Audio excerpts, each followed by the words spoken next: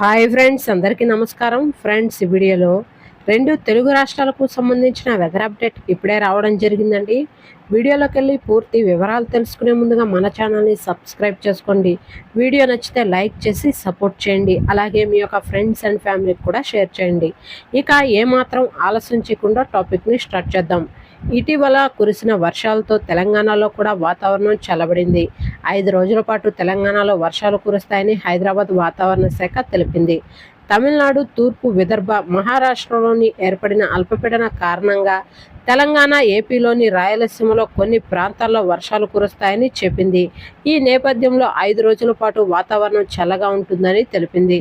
తెలంగాణలో రానున్న 24 గంటల్లో గరిష్ట ఉష్ణోగ్రత 37 డిగ్రీల వరకు, కనిష్ట ఉష్ణోగ్రత 24 డిగ్రీల వరకు నమోదయ్యే అవకాశం ఉందని వాతావరణ శాఖ వెల్లడించింది. రంగారెడ్డి, మలుగు, పెదపల్లి, భూపాలపల్లి జిల్లాల్లో గంటకు 40 నుండి 50 కిలోమీటర్ల వేగంతో ఈదురుగాలులు కూడా వీస్తాయని, అలాగే భారీ వర్షాలు కురిసే అవకాశం ఉందని వాతావరణ శాఖ స్పష్టం చేసింది. పలు చోట్ల వడగండ్లు వానలు కురిసే అవకాశం ఉందని హెచ్చరికలు జారీ చేసింది. ఎన్నికల వేళ కూడా వర్షాలు కురిసే అవకాశం ఉందని, 2 తెలుగు రాష్ట్రాల్లోనూ కొన్ని చోట్ల భారీ వర్షాలు, మరికొన్ని చోట్ల అతి భారీ వర్షాలు, కొన్ని చోట్ల బలమైన గాలులు వీచే అవకాశం ఉందని వాతావరణ శాఖ స్పష్టం చేసింది. రైతులు, గొర్రెల కాపర్లు జాగ్రత్తగా ఉండాలని, అవసరమైతే తప్ప బయటకు వెళ్ళకూడదని సూచించింది. ఓకే ఫ్రెండ్స్, చూసారు కదా 2 తెలుగు రాష్ట్రాలకు సంబంధించిన వెదర్ అప్డేట్.